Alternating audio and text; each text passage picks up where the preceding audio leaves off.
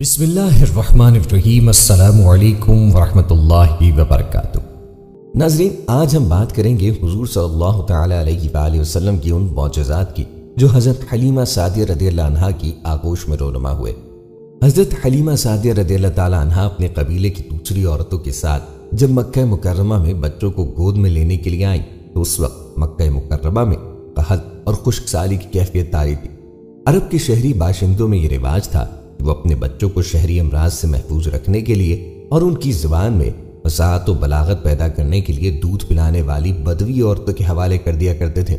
جب ہمارے قبیلے کی عورتیں مکہ مکرمہ پہنچی تو انہوں نے دودھ پلانے کے لیے تمام بچوں کو لے لیا سوائے حضور علیہ الصلوۃ والسلام کے، کیونکہ جب وہ سنتی تھی کہ یہ بچہ یتیم ہے تو ان کے ہاں جاتی ہی نہ تھی۔ کوئی عورت بھی ایسی نہ تھی جس نے کوئی بچہ نہ لیا ہو، صرف میں ہی باقی تھی اور حضور نبی کریم علیہ الصلوۃ والسلام کے سوا کوئی بچہ موجود نہ تھا۔ میں نے اپنے شوہر سے کہا، خدا کی قسم بچہ بغیر لیے مکہ مکرمہ سے لوٹنا مجھے اچھا نہیں لگ رہا۔ حضرت حلیمہ سعدیہ رضی اللہ تعالی عنہا فرماتی ہیں، میں قبیلہ بنی سعد بن بکر کے ساتھ دودھ پلانے کے لیے کسی بچے کو لینے مکہ مکرمہ آئی۔ یہ شدید قحط سالی کا زمانہ تھا، آسمان سے زمین پر پانی کا ایک قطرہ تک نہیں برسا تھا۔ ہماری ایک مادہ گھڑی تھی جو لاغر و کمزوری کی وجہ سے چل نہ سکتی تھی، ایک اونٹنی تھی جو دودھ کی ایک بوند بھی نہ دیتی تھی۔ میرے ساتھ میرا شیرخوار بچہ عبداللہ اور میرے شوہر حارث بن عبدالعزیٰ موجود تھے۔ اگلے دن حضرت حلیمہ سعدیہ رضی اللہ عنہا سردار عبدالمطلب کے پاس گئیں اور کہنے لگیں، میرا نام حلیمہ سعدیہ ہے اور میرا تعلق بنو سعد قبیلے سے ہے۔ ہمارا قبیلہ کبھی بھی حجاز کی سرحدوں سے باہر نہیں نکلا، ہمارے قبیلے کی زبانوں پر کبھی گونگوں کا اثر نہ ہوا اور نہ ہی ہمارے علاقے کی ہواؤں پر شہروں کی گندگی اور غلاظت کا اثر ہے۔ یہ باتیں سن کر حضرت عبدالمطلب نے نبی کریم علیہ الصلوۃ والسلام کو حضرت حلیمہ سعدیہ کے حوالے کرنے کی حامی بھر لی۔ سرکار دو عالم صلی اللہ علیہ وآلہ وسلم کے نیچے سبز حریر بچھا ہوا ہے اور آپ خراٹے لیتے ہوئے اپنی گفا پر محو خواب ہے۔ حضرت حلیمہ سعدیہ بیان فرماتی ہیں، میں نے چاہا کہ آپ کو خواب سے بیدار کر دوں، پر میں حضور علیہ الصلوۃ والسلام کے حسن و جمال پر فریفتہ ہو گئی۔ حضرت حلیمہ بیان فرماتی ہیں کہ جب میں رسول کریم علیہ الصلوۃ والسلام کو لینے ان کے پاس پہنچی تو میں نے دیکھا کہ نبی کریم علیہ الصلوۃ والسلام دودھ سے زیادہ سفید اونی کپڑے میں لپٹے ہوئے ہیں اور آپ سے مشک و عنبر کی خوشبوئیں لپیٹے مار رہی ہیں۔ نبی کریم علیہ الصلوۃ والسلام نے میری طرف نظر کرم اٹھائی تو آپ کی چشمان مبارک سے ایک نور نکلا جو آسمان تک پرواز کر گیا۔ میں نے آپ صلی اللہ علیہ وآلہ وسلم کی دونوں چشمان مبارک کے درمیان بوسہ دیا اور اپنی گود میں بٹھا لیا تاکہ دودھ پلاؤں۔ میں نے داہنا بستان آپ صلی اللہ علیہ وآلہ وسلم کے داہنے مبارک میں دیا تو آپ نے دودھ نوش فرما لیا۔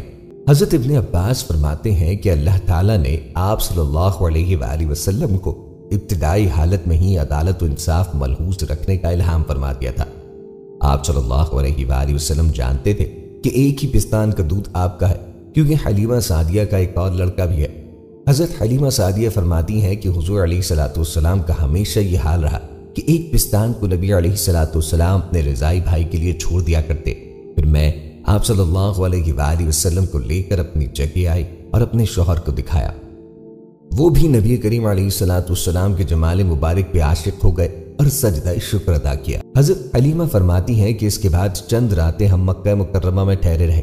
ایک رات میں نے دیکھا کہ ایک نور آپ علیہ الصلوۃ والسلام کے گرد ڈھیرا ڈالے ہوئے ہے۔ ایک شخص سبز کپڑے پہنے آپ صلی اللہ علیہ وآلہ وسلم کے سرہانے کھڑا ہے۔ یہ منظر دیکھ کر میں نے اپنے شوہر کو جگا کر کہا، اٹھیے اور دیکھیے۔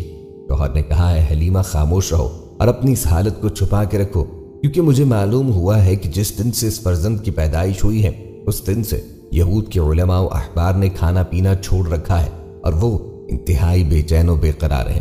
حلیمہ سعدیہ فرماتی ہیں کہ اس کے بعد لوگوں نے ایک دوسرے کو رخصت کیا اور مجھے بھی سیدہ آمینہ نے رخصت کر دیا۔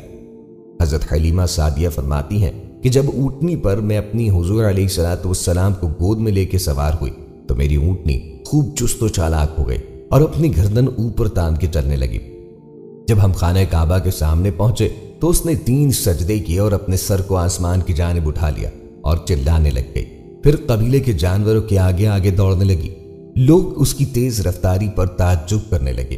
عورتوں نے مجھ سے کہا، اے حلیمہ، کیا یہ وہی جانور ہے جس پہ سوار ہو کر تو ہمارے ساتھ آئی تھی؟ کیا یہ وہی اونٹنی ہے جو تمہارے بوجھ کو نہیں اٹھا سکتی تھی اور سیدھی تک نہ ہو سکتی تھی؟ میں نے جواب دیا، خدا کی قسم یہ وہی اونٹنی ہے، لیکن حق تعالی نے اس فرزند کی برکت سے اسے قوی اور طاقتور کر دیا۔ یہ سن کر ان عورتوں نے کہا، خدا کی قسم اس بچے کی بڑی نرالی شان ہے۔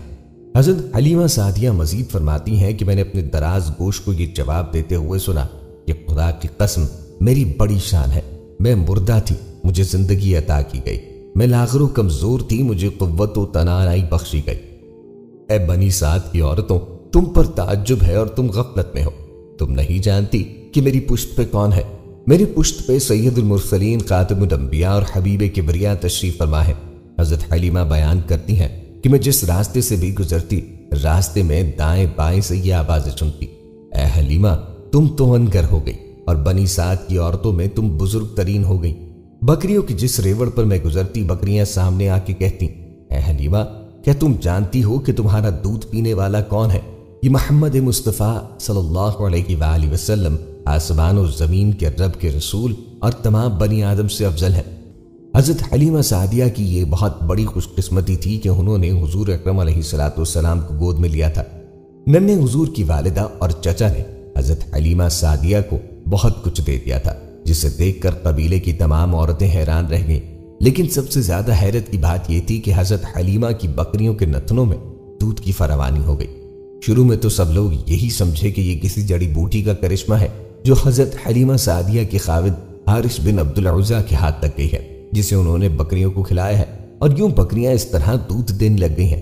مگر یہ بات بھی ان کے لیے محض خام خیالی ثابت ہوئی۔ حضرت حلیمہ مزید بیان فرماتی ہیں کہ جب ہم ننھے حضور اکرم علیہ السلام کو اپنے ساتھ لے کر آبادی میں پہنچے تو تمام آبادی مشک و عنبر کی خوشبو میں نہا گئی، یعنی کہ یہ طرفوں سے مشک اور عنبر کی خوشبو آنے لگی، اور حضور علیہ السلام سے محبت و عقیدت ہر آدمی کے دل میں موجزن ہو گئی۔ ہر کوئی نبی کریم علیہ السلام سے پیار کرتا، اور اگر انہیں کوئی تکلیف ہوتی تو وہ نبی علیہ السلام کا دست مبارک اس جگہ سے مس کرتے تو اللہ تعالیٰ کے حکم سے وہ تکلیف فوراً دور ہو جاتی۔ یہاں تک کہ وہ اپنے جانوروں کا علاج بھی آپ صلی اللہ علیہ وآلہ وسلم کے دست مبارک سے کرتے تھے۔ آپ رضی اللہ عنہ مزید فرماتی ہیں کہ جب میں حضور علیہ السلام کو لے کر اپنے خیمے میں آئی تو میں نے انہیں دودھ پلایا۔ ننھے حضور علیہ السلام کے دودھ پینے کی برکت سے میری چھاتیاں جو پہلے دودھ سے خالی تھیں اب وہ دودھ سے بھر گئیں۔ پھر وہ اپنی اونٹنی کے پاس گئے اور دیکھا کہ تھن دودھ سے بھرے ہوئے تھے۔ اس سے پہلے اونٹنی کے تھن میں دودھ کا ایک قطرہ بھی نہ تھا۔ حضرت حلیمہ فرماتی ہیں کہ میرے شوہر نے اونٹنی کا دودھ دھویا، جسے ہم نے خوب سیر ہو کے پی لیا۔ اس رات ہم چین کی نیند سوئے، چونکہ اس سے پہلے بھوک اور پریشانی میں نیند نہ آتی تھی۔ میرے شوہر نے کہا، اے حلیمہ بشارت اور خوشخبری ہو کہ تم نے اس ذات مبارک کو لے لیا۔ تم نہیں دیکھتی کہ ہمیں کتنی خیر و برکت حاصل ہوئی ہے؟ یہ سب اسی ذات مبارک کے طفیل ہے، اور میں امید رکھتا ہوں کہ ہمیشہ اور زیادہ خیر و برکت رہے گی۔ جب حضرت حلیمہ سعدیہ اور ان کے شوہر حضور کریم علیہ السلام کو لے کر اپنے قبیلے میں پہنچے تو حضور کریم علیہ السلام کی برکت سے وہ تمام علاقے جو سوکھے ہوئے پودوں اور مرجھائی ہوئی ڈالیوں اور خشک کھیتوں پر مشتمل تھے، ان سب میں جان پڑ گئی، اور وہ سب ایسے نظر آنے لگ گئے جیسے کسی نے ان پر آب حیات چھڑک دیا ہو۔ نہ صرف یہ کہ سارا علاقہ سرسبز و شاداب ہو گیا، بلکہ حضرت حلیمہ سعدیہ کے اونٹ اور بکریاں بھی زیادہ ہو گئیں۔ تمام مکان میں مشک و عنبر کی خوشبو پھیل گئی، اور لوگوں کے دل میں اللہ تبارک و تعالی نے حضور علیہ السلام کی محبت ڈال دی۔ جب حضرت حلیمہ نے حضور علیہ السلام کو دودھ پلانے اور پرورش پانے کے لیے ان کی والدہ سیدہ بی بی آمینہ رضی اللہ تعالیٰ عنہا سے گود میں لیا تو آپ صلی اللہ علیہ وآلہ وسلم کی والدہ ماجدہ سیدہ بی بی آمینہ رضی اللہ تعالیٰ عنہا نے انہیں حضور علیہ السلام کے متعلق تمام باتیں بتا دیں جو اس وقت وقوع پذیر ہوئی تھیں۔ ایک دن حضرت حلیمہ سعدیہ رضی اللہ عنہا کا چند یہودیوں کے پاس سے گزر ہوا تو آپ نے یہودیوں کو وہ تمام باتیں بتائیں جو حضرت سیدہ آمینہ رضی اللہ تعالیٰ عنہا نے انہیں بتائی تھی۔ یہ تمام باتیں سن کر وہ یہودی کہنے لگے، انہیں قتل کر دو۔ پھر ان یہودیوں نے حضرت حلیمہ سعدیہ سے پوچھا، کیا یہ یتیم ہے؟ حضرت حلیمہ سعدیہ نے اپنے شوہر کی جانب دیکھتے ہوئے فرمایا، یہ یتیم نہیں بلکہ یہ ان کے باپ ہے اور میں ان کی ماں ہوں۔ اس جواب پر یہودیوں نے کہا کہ اگر یہ یتیم ہوتے تو ہم انہیں ضرور قتل کر دیتے۔ حضرت حلیمہ سعدیہ مزید فرماتی ہیں کہ ننھے حضور کریم علیہ السلام نے کبھی کپڑوں میں بول و براز نہ فرمایا۔ حضور علیہ السلام کی نشو و نما دوسرے بچوں سے نرالی تھی۔ ایک دن میں آپ صلی اللہ علیہ وآلہ وسلم کی نشو و نما اتنی ہوتی جتنی دوسرے بچوں کے ایک ماہ میں ہوتی۔ اور ایک ماہ میں اتنی ہوتی جتنی دوسرے بچوں کی ایک سال میں ہوتی، اور روزانہ ایک نور آفتاب کی مانند آپ پر اترتا اور آپ کو ڈھانپ لیتا۔ روزانہ 2 سفید مرغ آپ صلی اللہ علیہ وآلہ وسلم کے گریبان میں داخل ہو کر روح پوش ہو جاتے۔ آپ علیہ الصلوۃ والسلام نہ روتے نہ چلاتے اور نہ بدخلقی کا اظہار فرماتے تھے۔ شروع سے آپ کا یہی حال تھا۔ حضرت حلیمہ بیان فرماتی ہیں کہ جب حضور کریم علیہ الصلوۃ والسلام کی عمر مبارک 8 ماہ ہوئی تو آپ نے پہلی مرتبہ گفتگو فرمائی۔ جب آپ صلی اللہ علیہ وآلہ وسلم کی عمر مبارک 9 ماہ ہوئی تو آپ فصیح و بلیغ گفتگو فرمانے لگے، اور جب 10 سال کے ہوئے تو بچوں کے ساتھ تیر اندازی کرنا بھی شروع کر دی۔ جب کبھی حضور علیہ الصلوۃ والسلام کا ستر مبارک کھل جاتا تو آپ صلی اللہ علیہ وآلہ وسلم حرکت کرتے اور فریاد کرتے، یہاں تک کہ میں ستر ڈھانپ دیتی، اور اگر ڈھانپنے میں میری طرف سے تاخیر یا کوتاہی ہو جاتی تو غیب سے اسے ڈھانپ دیا جاتا، یعنی فرشتے فوراً ستر چھپا دیتے تھے۔ آپ صلی اللہ علیہ وآلہ وسلم کی بول و براز کا ایک وقت مقرر تھا۔ جب بھی میں ارادہ کرتی کہ آپ کے دہن مبارک کو دودھ وغیرہ سے پاک کر دوں تو غیب سے مجھ پہ سبقت ہوتی اور آپ کا دہن مبارک پاک اور صاف ہو جاتا۔ حضرت حلیمہ سعدیہ بیان فرماتی ہیں کہ جب حضور کریم علیہ الصلوۃ والسلام کی عمر مبارک 2 سال کی ہوئی تو آپ صلی اللہ علیہ وآلہ وسلم کو حسب وعدہ مکہ مکرمہ میں واپس چھوڑنے کا وقت آ گیا۔ حضرت حلیمہ سعدیہ نے 2 سال تک ننھے حضور کریم علیہ الصلوۃ والسلام کو اپنی پرورش میں بہت ہی محبت سے پالا۔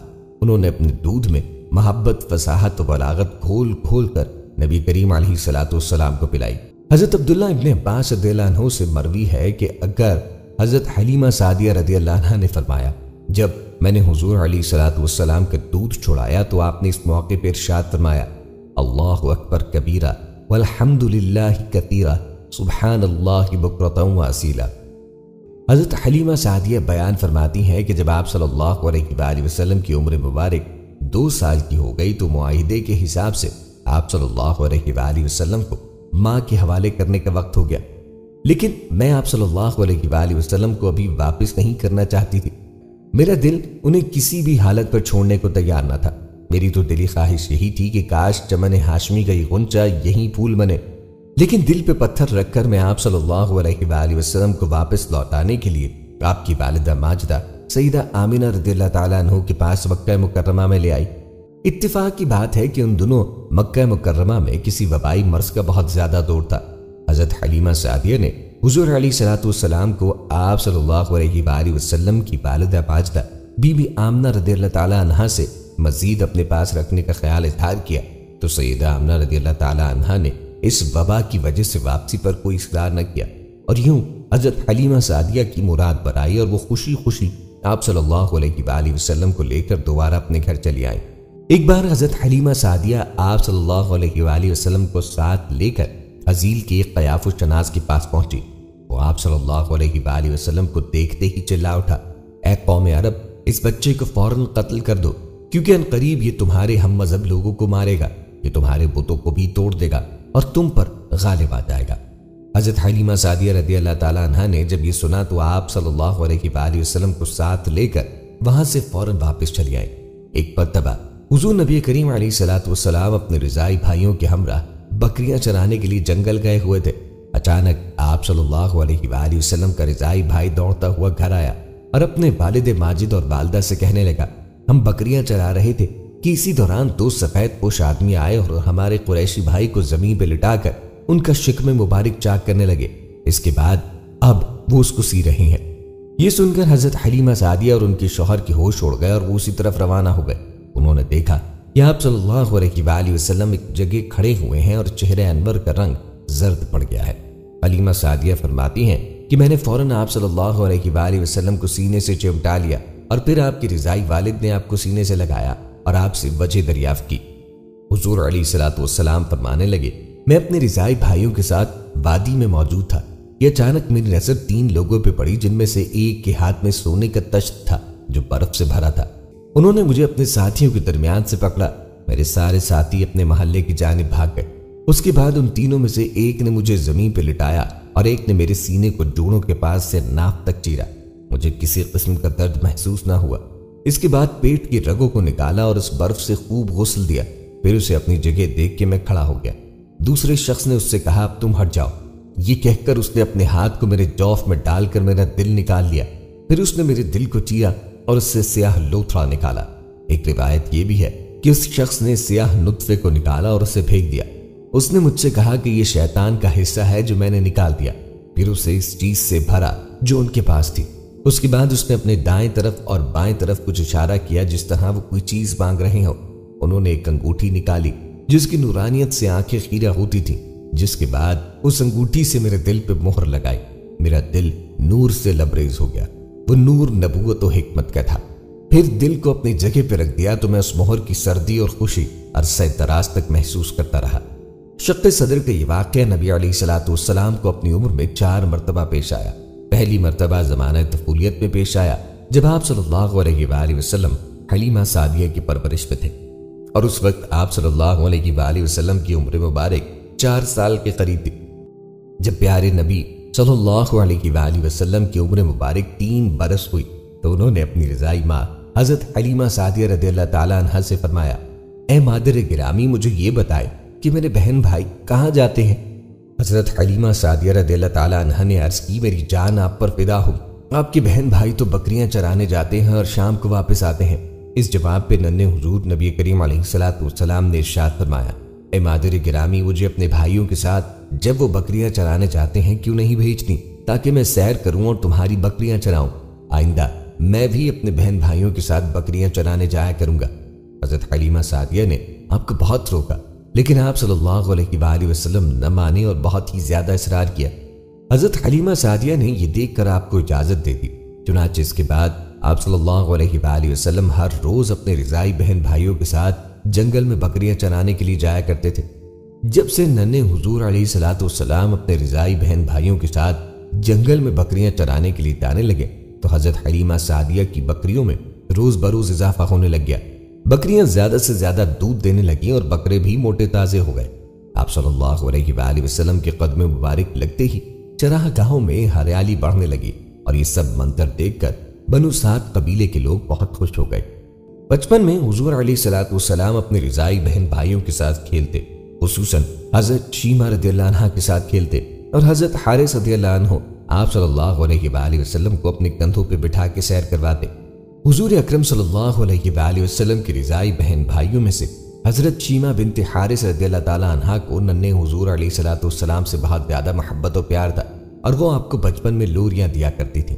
آپ صلی اللہ علیہ وآلہ وسلم کا بچپن جن جن لوگوں نے دیکھا ہے وہ سب اس بات پہ شاہد ہیں کہ حضور علیہ الصلوۃ والسلام نے کبھی جھوٹ نہیں بولا، نہ ہی مذاق کیا اور نہ ہی مانگ کے کھانا کھایا، بلکہ جو کچھ کھانے کو دے دیا جاتا وہ کھا لیتے۔ آپ صلی اللہ علیہ وآلہ وسلم نے کبھی بھی کھانے والی چیزوں پر کوئی نقص یا عیب نہیں نکالا۔ حضرت ام ایمن رضی اللہ عنہ بیان فرماتی ہیں کہ میں نے کبھی بھی حضور علیہ الصلوۃ والسلام کو بھوک اور پیاس کی شکایت کرتے نہ دیکھا۔ جب صبح ہوتی تو ایک پیالہ زمزم کا نوش فرماتے اور شام تک کچھ بھی طلب نہ فرماتے۔ اکثر ایسا ہوتا کہ دوپہر کے وقت کھانے کے لیے عرض کیا جاتا تو فرماتے، مجھے کھانے کی رغبت نہیں ہے۔ آپ صلی اللہ علیہ وآلہ وسلم چھوٹی عمر سے ہی امین و صادق کے لقب سے مشہور ہو گئے تھے، کیونکہ حضور علیہ الصلوۃ والسلام کبھی بھی امانت میں خیانت نہیں کرتے تھے اور ہر وقت سچ بولتے تھے۔ حضرت حلیمہ رضی اللہ عنہ کا بیان ہے کہ چھوٹی عمر میں آپ سے کوئی ایسی حرکت سرزد نہ ہوئی جس سے کسی دوسرے کی دل آزاری ہوئی ہو۔ آپ علیہ الصلوۃ والسلام کبھی بھی دوسرے بچوں کی طرح گریہ زاری نہیں فرماتے۔ حضور علیہ الصلوۃ والسلام کو چاند سے بہت زیادہ رغبت تھی، اکثر اس سے باتیں کرتے رہتے۔ کوئی غیبی ہاتھ اکثر آپ صلی اللہ علیہ وآلہ وسلم کا پنکھوڑا ہلاتا رہتا۔ بڑے ہوئے تو عام بچوں کی طرح کھیل کود میں وقت ضائع نہ کرتے، خود بھی وہاں سے ہٹ جاتے اور انہیں بھی کھیلنے سے منع فرماتے۔ حضرت حلیمہ رضی اللہ عنہ فرماتی ہیں کہ جب تک آپ صلی اللہ علیہ وآلہ وسلم میرے گھر میں جلوہ افروز رہے، آپ کے چہرے مبارک کے نور سے میرا گھر ہمیشہ روشن رہا۔ جب بھی مجھے کبھی اندر جانے کی ضرورت ہوتی تو آپ صلی اللہ علیہ وآلہ وسلم کے نور سے ساری کوٹڑی روشن ہو جاتی، اور جو چیز مجھے درکار ہوتی میں بہت آسانی سے اسے تلاش کر لیتی تھی۔ حضرت حلیمہ مزید فرماتی ہے کہ جب سے ننھے حضور علیہ الصلوۃ والسلام میرے گھر میں رونق افروز ہوئے تھے، مجھے کبھی بھی چراغ جلانے کی ضرورت پیش نہ آئی تھی، کیونکہ حضور علیہ الصلوۃ والسلام کے مبارک نور سے ہی سارا گھر روشن رہتا تھا۔ حضرت حلیمہ سعدیہ فرشتوں کے ہلانے سے بیان فرماتی ہیں کہ آپ علیہ الصلوۃ والسلام کا جھولا ہلتا تھا۔ حضور علیہ الصلوۃ والسلام بچپن میں چاند کی طرف انگلی اٹھا کے اشارہ فرماتے تھے تو چاند آپ علیہ الصلوۃ والسلام کی انگلی کے اشاروں پہ حرکت کرتا۔ حضرت حلیمہ سعدیہ بیان فرماتی ہیں کہ جب بھی میں حضور علیہ الصلوۃ والسلام کو اپنے ساتھ لے کر بازار میں کاہنوں کے پاس جاتی تو وہ بھی آپ علیہ الصلوۃ والسلام کو مار ڈالنے کی صدائیں بلند کرتے اور کہتے اس بچے کو فوراً مار ڈالو ورنہ یہ بڑے ہو کر تمہارے ہم مذہب کو قتل کر دے گا، تمہارے بت توڑ ڈالے گا اور تم پر کسی اور کے ہاں حکومت کرے گا۔ حضرت حلیمہ سعدیہ کے گھر میں رہنے کے دوران حضور علیہ الصلوۃ والسلام بڑے ہوئے تو دوسرے بچوں کو کھیلتے ہوئے دیکھا۔ آپ صلی اللہ علیہ وآلہ وسلم کبھی بھی ان کے ساتھ شریک نہ ہوئے بلکہ الگ تھلگ ہو کر بیٹھ جایا کرتے۔ ایک دن آپ علیہ الصلوۃ والسلام نے اپنے دودھ شریک بھائیوں کو بچوں کے ساتھ کھیلتے ہوئے دیکھا تو انہوں نے آپ صلی اللہ علیہ وآلہ وسلم کو اپنے ساتھ کھیل میں شریک کرنا چاہا۔ آپ علیہ الصلوۃ والسلام نے ان کا ہاتھ پکڑ کر فرمایا، ہم کھیل کود اور باتوں کے لیے پیدا نہیں کیے گئے۔ حضرت حلیمہ سعدیہ بیان فرماتی ہیں کہ جب حضور علیہ الصلوۃ والسلام اپنے رضائی بہن بھائیوں کے ساتھ جنگل میں بکریاں چرانے گئے تو ہم لوگ اس دن شام کو ان کے انتظار میں باہر نکل کے کھڑے ہو گئے۔ ہم نے دیکھا کہ جب حضور علیہ الصلوۃ والسلام واپس آ رہے تھے تو ان کی نور کی روشنی چاروں طرف پھیلی تھی اور بکریاں ان کے مبارک قدموں سے لپٹی چلی آ رہی تھی۔ ایک بکری کا پاؤں میرے لڑکے سے ٹوٹ گیا تو آپ علیہ الصلوۃ والسلام نے اس بکری کے پاؤں پہ اپنا دست مبارک پھیرا تو وہ بکری فوراً اچھی ہو گئی۔ اس کے بعد میں نے اپنے اس لڑکے سے دریافت کیا کہ اے میرے پیارے بیٹے، آج تم نے اپنے بھائی محمد کا کیا حال دیکھا؟ اس کے جواب میں میرے بیٹے نے کہا، آج ہم نے ایک عجیب و غریب بات دیکھی کہ ہمارے اس بھائی کے سامنے جب بھی کوئی درخت، پتھر، پہاڑ اور جنگل کے جو بھی جانور سامنے آتے سب بلند آواز سے کہتے السلام علیکم یا رسول اللہ، اور جہاں جہاں بھی آپ علیہ الصلوۃ والسلام کے قدم مبارک پڑتے وہاں فوراً سبزہ نمودار ہوتا۔ جب ہم بکریوں کو پانی پلانے کے لیے کنویں کے پاس لے کر گئے تو ہم نے دیکھا کہ کنویں کا پانی جوش مار کے فوراً بھر گیا۔ ہمیں جنگل میں ایک خونخوار شیر بھی ملا جس نے ہم پر حملہ کرنے کا ارادہ کیا تو اچانک اس کی نظر ہمارے رضائی بھائی حضرت محمد صلی اللہ علیہ وآلہ وسلم پہ پڑ گئی۔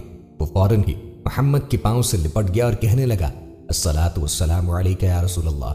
پھر محمد مصطفیٰ نے اس کے کان میں کچھ فرمایا تو اسی وقت وہاں سے چلا گیا۔ آپ رضی اللہ عنہ مزید فرماتی ہیں کہ جب بھی ہمارا یہودی جماعت کا گزر ہوتا تو میں ان کو آپ علیہ الصلوۃ والسلام کے حالات بتاتی۔ وہ لوگ نبی کریم علیہ الصلوۃ والسلام کو فوراً مار ڈالنے کی ترغیب دیتے۔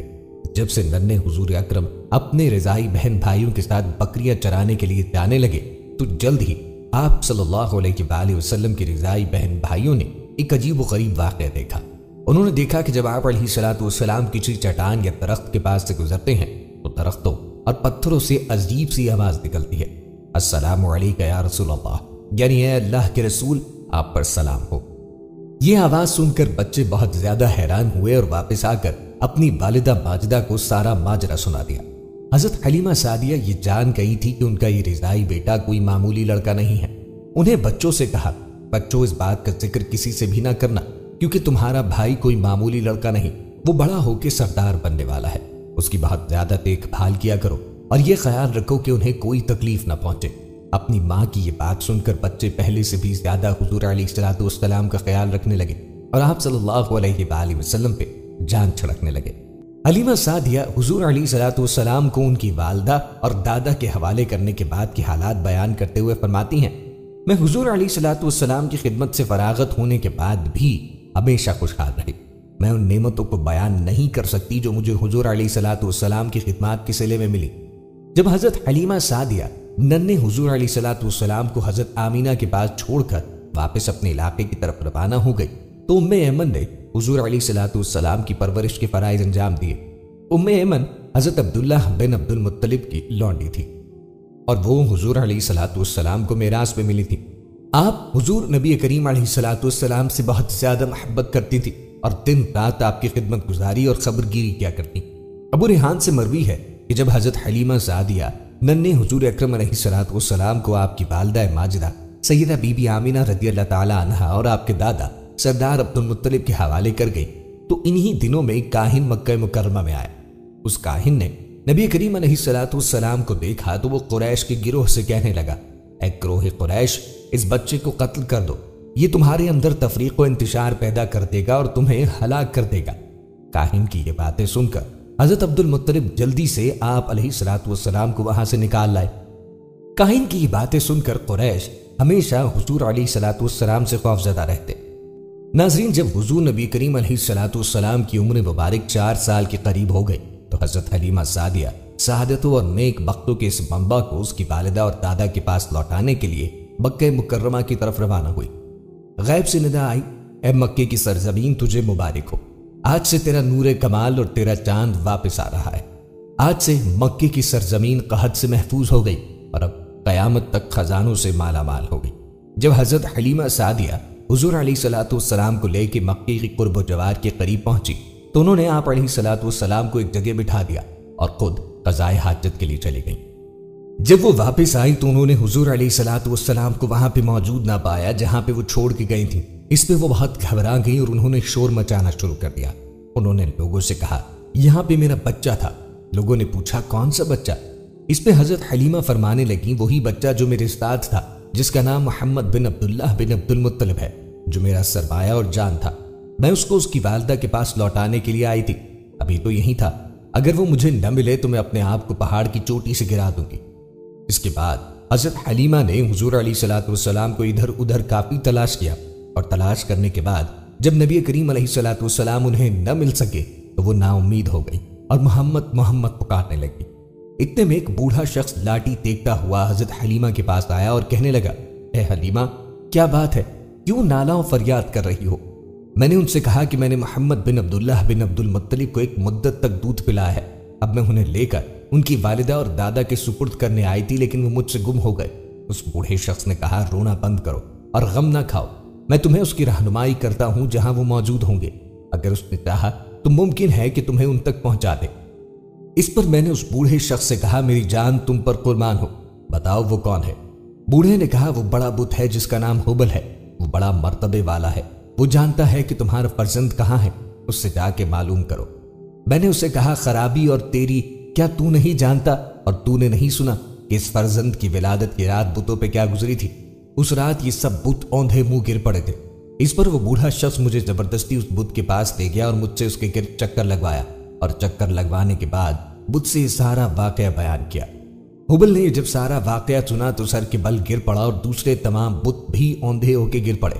ان کے قول سے آواز آئی، اے بوڑھے، ہمارے سامنے سے دور ہو جا اور اس فرزند جلیل کا نام ہمارے سامنے مت لے، کیونکہ ان کی ذات مبارک کے ہاتھ سے ہی ہماری ہلاکت ہو۔ تمام بتوں کی تباہی اور تمام پجاریوں کی بربادی ہو جائے گی، ان کا رب انہیں ہرگز ضائع نہ کرے گا، اور وہ ہر حال میں اس محمد صلی اللہ علیہ وآلہ وسلم کا محافظ ہے۔ حضرت حلیمہ رضی اللہ عنہا ڈرتی تھیں کہ جب سردار عبد المطلب کو حضرت محمد صلی اللہ علیہ وآلہ وسلم کی گمشدگی کا پتہ چلے گا۔ آخرکار حضرت حلیمہ سردار عبد المطلب کے پاس پہنچی تو انہوں نے حلیمہ سعدیہ کا چہرہ دیکھ کے فرمایا، کیا بات ہے؟ تو مجھے پریشان دکھائی دے رہی ہے اور ہمارا محمد تمہارے ساتھ کیوں نہیں؟ حضرت حلیمہ کہنے لگی، اے ابو الحارث، میں محمد صلی اللہ علیہ وآلہ وسلم کو خوب اچھی طرح لا رہی تھی۔ جب مکہ مکرمہ میں داخل ہوئی تو انہیں بٹھا کے قضائے حاجت کے لیے چلے گئے۔ واپسی پہ وہ غائب تھے۔ ان کی جستجو اور تلاش میں بہت زیادہ سرگردہ رہی مگر کوئی خبر نہ پا سکی۔ یہ سن کر حضرت عبد المطلب کوہ صفا پہ تشریف لے گئے اور قریش کو آواز دی، اے آل غالب، میرے پاس آ جاؤ، میرا فرزند محمد گم ہو گیا ہے، تم میرے ساتھ ڈھونڈنے کے لیے چلو۔ قریش کے لوگوں نے کہا، آپ تشریف رکھیں، ہم آپ کے بیٹے کو جنگلوں، پہاڑوں اور صحراؤں میں تلاش کریں گے۔ قریش کے پرجوش نوجوانوں نے سردار عبد المطلب سے قسمیں کھائیں کہ جب تک آپ کے بیٹے محمد مصطفیٰ کو تلاش نہ کر لیتے اس وقت تک نہ ہم کھانا کھائیں گے، نہ ہی نہائیں گے، اور نہ ہی کوئی خوشبو استعمال کریں گے۔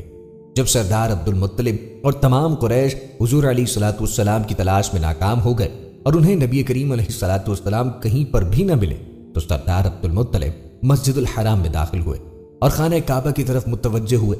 پہلے تو طواف کیا، پھر بارگاہ الہی میں التجا کی، اے میرے پیارے رب کریم، میری کسی سواری پر ہو کر سوار چلے جانے والے سوار یعنی محمد مصطفیٰ کو مجھ پہ لوٹا دے اور مجھ پر تو اپنا خصوصی کرم فرما۔ سردار عبد المطلب نے غیب سے آواز سنی، اے لوگوں، غم نہ کھاؤ، کیونکہ محمد کا محافظ خدا ہے، وہ آپ کو اپنی حفاظت سے کبھی دور نہ فرمائے گا۔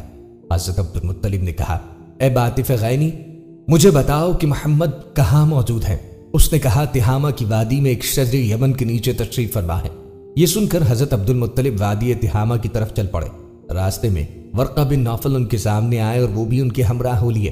جب یہ حضرات وادی تہامہ پہنچے تو دیکھا کہ حضور علیہ الصلوۃ والسلام کھجور کے درخت کے نیچے تشریف فرما ہے اور اس کے پتے چن رہے ہیں۔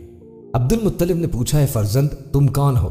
آپ صلی اللہ علیہ وآلہ وسلم نے فرمایا میں محمد بن عبداللہ بن عبد المطلب ہوں۔ حضرت عبد المطلب نے کہا میری جان تم پہ قربان ہو، میں تمہارا دادا عبد المطلب ہوں۔ اس کے بعد عبد المطلب نے حضور علیہ الصلوۃ والسلام کو سواری پہ اپنے آگے بٹھایا اور خوش ہو کر مکہ مکرمہ تشریف لے آئے۔ ننھے حضور علیہ الصلوۃ والسلام کے ملنے پر سردار عبد المطلب نے بہت سا سونا اور بے شمار اونٹ صدقے میں دے دیے، اور آپ علیہ الصلوۃ والسلام کے ملنے کی خوشی میں بکریاں اور گائیں ذبح کر کے اہل قریش کی ضیافت کا اہتمام کیا۔ حضرت حلیمہ سعدیہ نے جب سردار عبد المطلب سے واپسی کی اجازت چاہی تو انہوں نے خوش ہو کر حضرت حلیمہ کو قسم قسم کے انعام اکرام سے مالا مال کیا، اور وہ خوش ہو کر اپوے قبیلے کی طرف لوٹ گئے۔ سیرت ابن ہشام میں قندیر بن سعید اپنے باپ سے روایت کرتے ہیں کہ میں زمانہ جاہلیت میں اسلام سے قبل حج کے لیے مکہ مکرمہ حاضر ہوا۔ میں نے دیکھا کہ ایک شخص طواف میں مصروف ہے اور وہ یہ شعر بار بار اس کی زبان پر ہے، اے اللہ میرے سوار محمد کو واپس بھیج دے اور مجھ پر عظیم الشان احسان فرما۔ میں نے لوگوں سے دریافت کیا یہ کون ہے؟ تو لوگوں نے کہا یہ شخص سردار قریش عبد المطلب ہے، انہوں نے اپنے پودے کو گمشدہ اونٹ کی تلاش میں بھیجا ہے، کیونکہ ان کو جس کام کے لیے بھیجتے ہیں اس میں ضرور کامیابی ہوتی ہے۔ حضور علیہ الصلوۃ والسلام کو گئے دیر ہو چکی ہے، اسی لیے سردار عبد المطلب بے چین ہو کے شعر پڑھ رہے ہیں۔ سردار عبد المطلب بہت زیادہ پریشان تھے اور پریشانی کی وجہ سے ادھر ادھر چکر لگا رہے تھے، اور یہی سوچ رہے تھے کہ کمسن بچے کو پہاڑوں کی طرف اکیلے بھیج دیا۔ کچھ دیر نہ گزری تھی کہ آپ علیہ الصلوۃ والسلام واپس آ گئے اور اونٹ آپ علیہ الصلوۃ والسلام کے ہمراہ تھا۔ یہ دیکھتے ہی عبد المطلب نے حضور علیہ الصلوۃ والسلام کو گلے سے لگا لیا اور یہ کہا کہ بیٹا میں تمہاری وجہ سے بے حد پریشان تھا، اب میں تم کو کبھی اپنے سے جدا نہ ہونے دوں گا۔ ناظرین، حضور نبی کریم علیہ الصلوۃ والسلام کی عمر مبارک جب 6 سال ہوئی تو آپ علیہ السلام کی والدہ ماجدہ آپ کو ساتھ لے کر مدینہ منورہ آپ کے ننیال بنو نجار میں رشتہ داروں کی ملاقات اور اپنے شوہر کی قبر کی زیارت کے لیے تشریف لے گئی۔ حضور علیہ الصلوۃ والسلام کے والد ماجد کے بعد ہی ام ایمن بھی ایک سفر میں آپ کے ساتھ موجود تھیں۔ وہاں پر حضرت سیدنا آمینہ رضی اللہ تعالیٰ عنہ نے تقریباً 1 ماہ قیام کیا، اور وہاں سے واپسی پر ابوا نامی گاؤں میں حضرت بی بی آمینہ رضی اللہ تعالیٰ عنہ بیمار ہو گئی اور یہ مختصر سا قافلہ وہیں رک گیا۔ وقت آخر حضور نبی کریم علیہ الصلوۃ والسلام اپنی والدہ ماجدہ کے سرانے بیٹھے تھے۔ ماں نے اپنے جلیل القدر بیٹے کو جی بھر کے دیکھا اور چند اشعار پڑھے، جس کا ترجمہ کچھ یوں تھا، اے میرے بیٹے اللہ تعالیٰ تجھے برکت دے، تو اس شخص کا فرزند ہے جس کا فدیہ 100 قیمتی اونٹ ہے۔ اے میرے نور نظر، میں نے تیری نبوت کا جو خواب دیکھا ہے اگر وہ سچا ہے تو یقیناً آپ صلی اللہ علیہ وآلہ وسلم پوری کائنات کے لیے مبعوث فرمائے گئے ہیں۔ اے میرے فرزند، صاحب جلال و صاحب اکرام نے تجھے حلال و حرام میں تمیز کرنے اور اسے نافذ کرنے کے لیے بھیجا ہے۔ اے میری آنکھوں کی ٹھنڈک، اللہ تعالیٰ نے تجھے بتوں سے دور رکھا اور تیرے باپ ابراہیم علیہ السلام کے دین کا متی بنا دیا، تو حق و باطل سے جدا کرنے کے لیے آیا ہے۔ پھر بیٹے کو تسلی دیتے ہوئے فرمانے لگی، ایک دن ہر جاندار شے نے مر جانا ہے، ہر نئے شے کی قسمت میں پرانا ہونا لکھا ہوتا ہے، ہر ایک کی منزل فنا ہے۔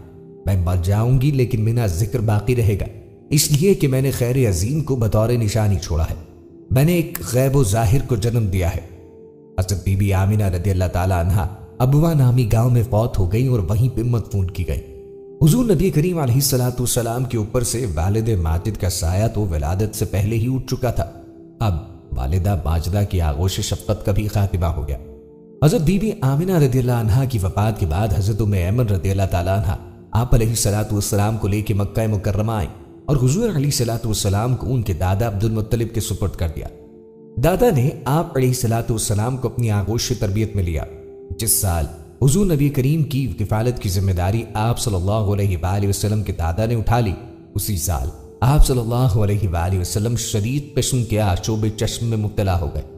حضور صلی اللہ علیہ وآلہ وسلم کے دادا نے بڑی توجہ سے علاج کرایا مگر کچھ خاص قسم کا افاقہ نہ ہوا۔ ایک عیسائی خانقاہ کے راہب جو اوکاز میں رہتے تھے ان کو دکھایا لیکن کوئی فرق نہ آیا۔ مختلف روایات سے پتہ چلتا ہے کہ سردار عبد المطلب کو بڑا یقین تھا کہ میرا پوتا بڑا نام پانے والا ہے۔ اسی زمانے میں بنی مجرد کی ایک جماعت سردار مکہ سے ملنے آئی۔ یہ لوگ کھوجی تھے، انہوں نے آپ علیہ الصلوۃ والسلام کا نقش پا دیکھا تو حضرت ابراہیم علیہ السلام کے نقش پا کے مشابہ پایا۔ انہوں نے حضرت عبد المطلب سے کہا کہ اس بچے کی خاص طور پہ حفاظت و نگرانی کریں۔ ان کے اس جواب پہ حضور علیہ الصلوۃ والسلام کے دادا عبد المطلب نے جناب ابو طالب سے فرمایا، اس بات کو غور سے سن لیں اور ہمیشہ حضور علیہ الصلوۃ والسلام کی خاص طور پر حفاظت کریں۔ سردار عبد المطلب جب بھی خانہ کعبہ میں داخل ہوتے تو خانہ کعبہ کے سائے میں آپ کے لیے ایک خاص فرش بچھایا جاتا۔ کسی کی اتنی جرت نہ تھی کہ وہ اس پہ قدم رکھ سکے، حتیٰ کہ عبد المطلب کی اولاد بھی اس مسند پہ قدم نہ دھرتے بلکہ اس فرش کے ارد گرد حاشیے اور کنارے پہ بیٹھتے۔ مگر نبی کریم علیہ الصلوۃ والسلام جو اس وقت سن شعور کی منزل پہ پہنچ چکے تھے، جب بھی وہاں پہ تشریف لاتے تو بے تکلف مسند پہ بیٹھ جاتے۔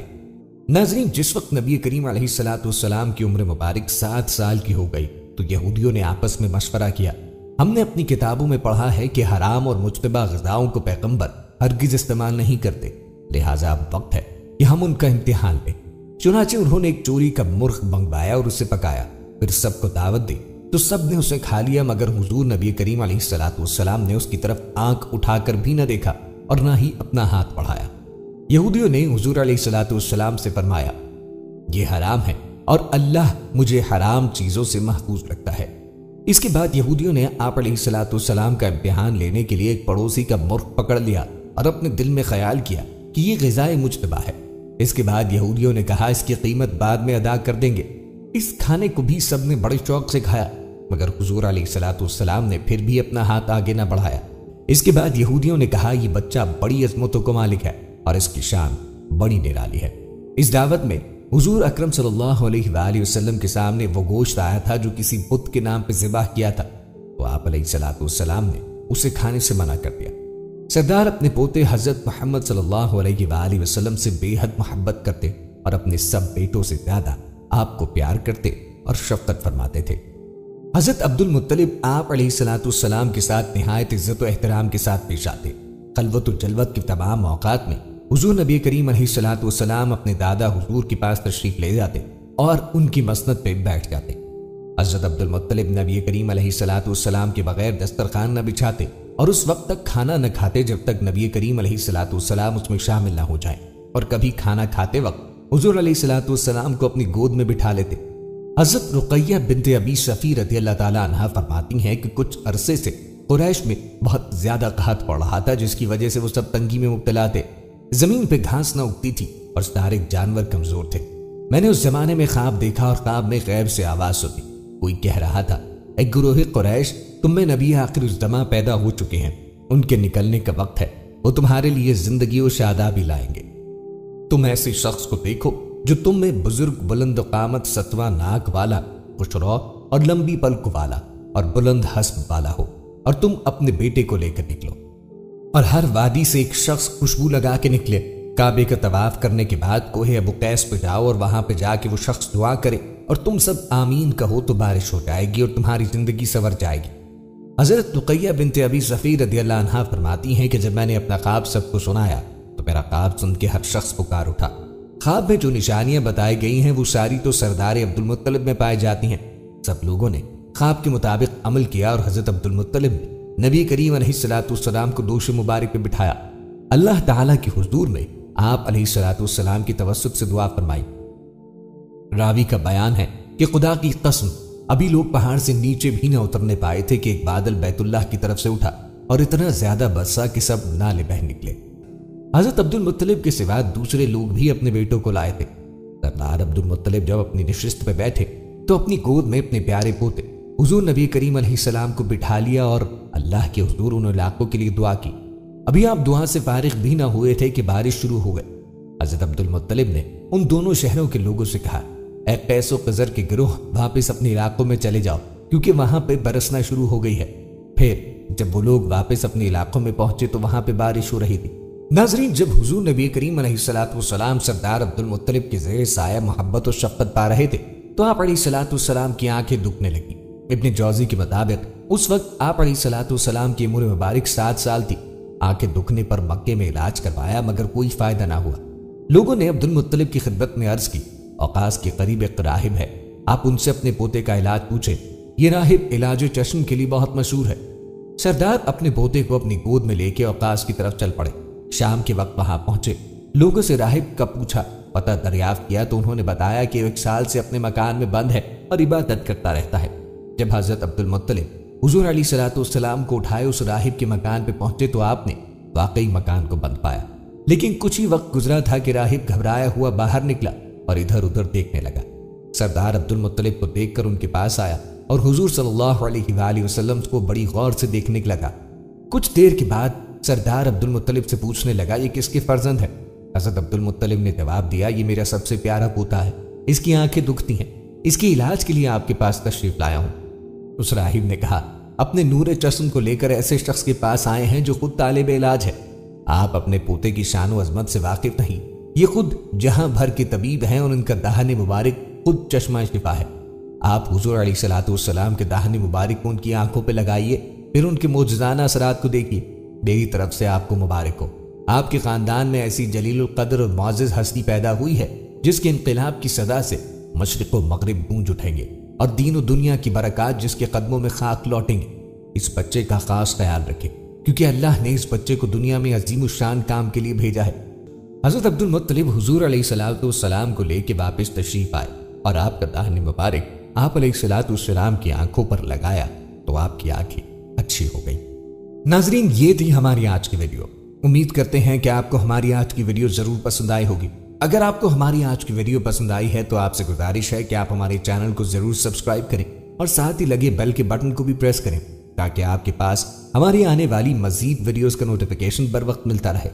सब्सक्राइब के साथ हमारी वीडियो को लाइक भी करें और अपनी कीमती राय का इजहार कमेंट्स में जरूर करें। कमेंट्स में आप अपने सवालात भी हम तक पहुंचा सकते हैं। अल्लाह आपको अपनी हिफ्ज़ व अमान में रखे।